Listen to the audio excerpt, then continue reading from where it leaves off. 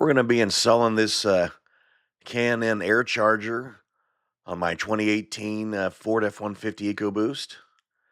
First, we're going to be taking that air cleaner lid off. You just got a couple clips right there and one in the back.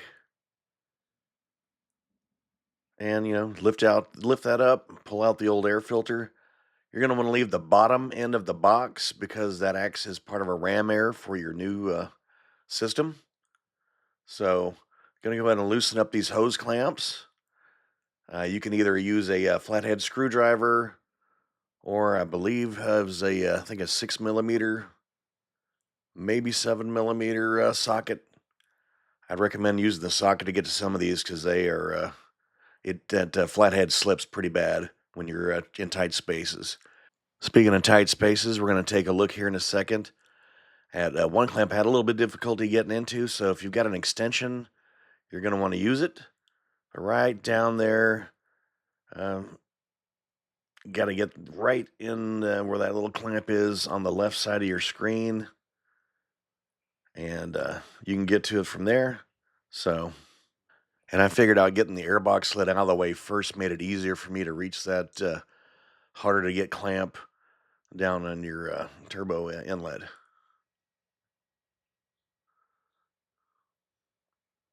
All right, now that we've got that out, I went ahead and I've pre-assembled this for the sake of time. But that air horn uses 4mm sockets. Hook that up.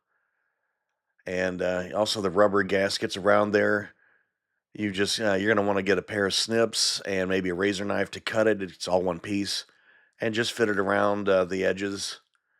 I didn't do the best job. It could have been a little tighter.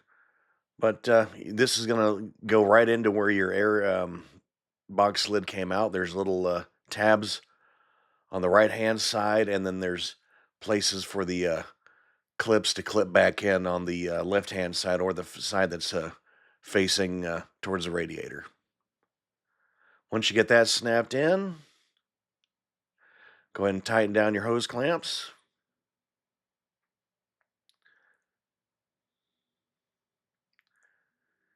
And now we're going to try to fit the rest of that on there. I had a little difficulty, but this is where it's going to save you some time.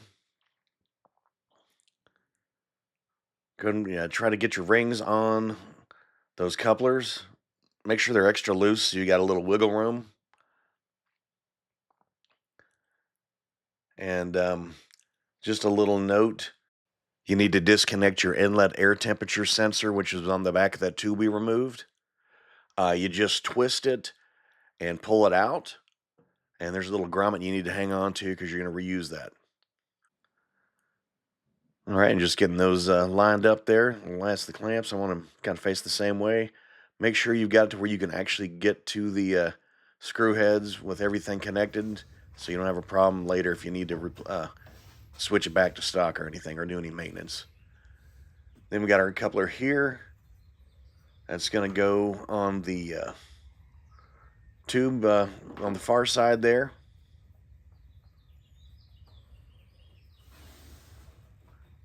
And I played with it a lot, and I found the best way to do is actually slide it over on the new tube that K&N provides you, and slide it all the way to the end, so you've got some play. Otherwise, it's a real pain to kind of get all that together. Doesn't want to fit right. So if you've got it where it's almost flush with the tube, and then once you've got it in place, you slide it back over the other tube. That worked better for me than what I'm showing right here.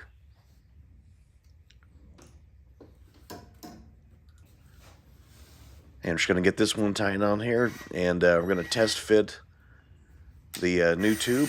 I test fitted before plugging in the inlet air temperature sensor, because I wanted to see how everything kind of it's kind of a mock-up just to see how everything kind of fit.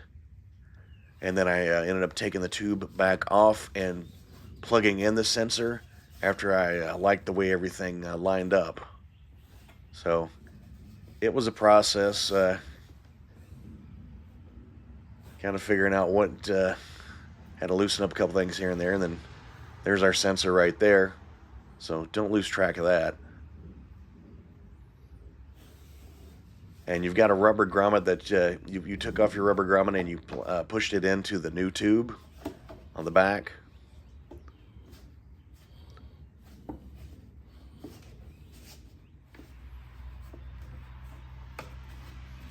So yeah, here's where I figured out, oh, I need to actually take that coupler and put it on the K&N tube first instead of putting on the inlet tube there. But it took some wiggling to figure all that out. And then I realized, oh, you got to take it back out again to make it so where you can actually find the sensor and put it back in.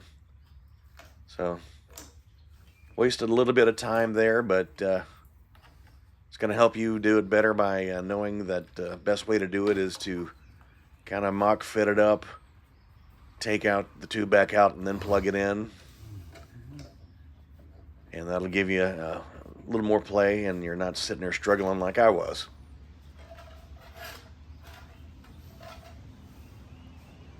Unfortunately for this angle, you can't see me plugging it in, but it's pretty self-explanatory. When you see it, you'll push it in and give it a little twist. Alright, that's enough of me looking like a confused primate trying to open a banana for the first time. And we've got everything in place. Now we're going to tighten down. Again, you want to leave all those clamps loose while you're getting it fit. Now it's time I'm going to tighten them all up.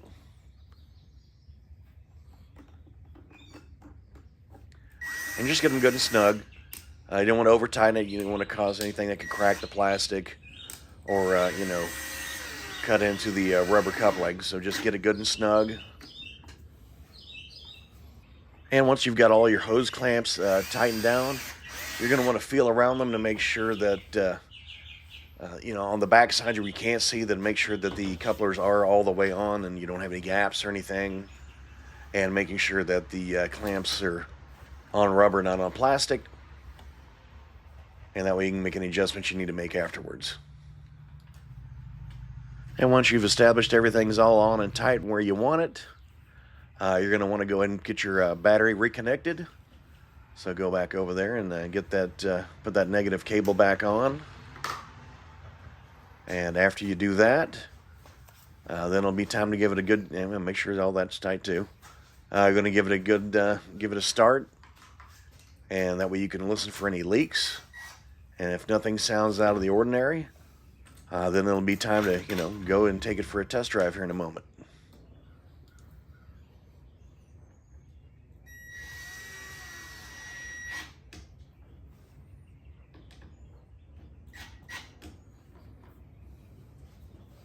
And of course, I waited till the very end to drop a tool down on the engine bay. Got through this whole process without doing that.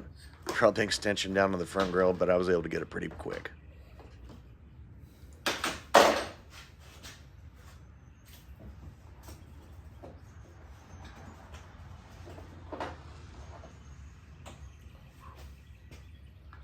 All right, now that we get everything back together, let's go crank it up and blow up that throttle, see how it sounds.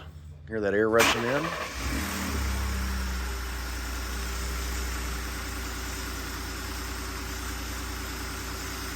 Sounds great.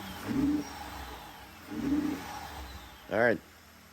So we're going to go take it for a test drive, and I'll give you my thoughts.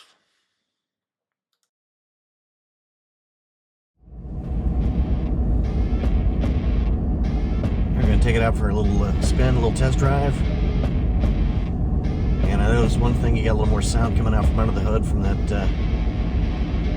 free-flowing element.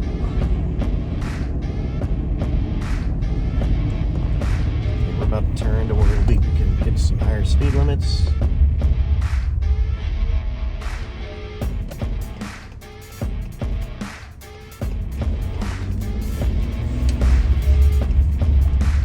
And here we go.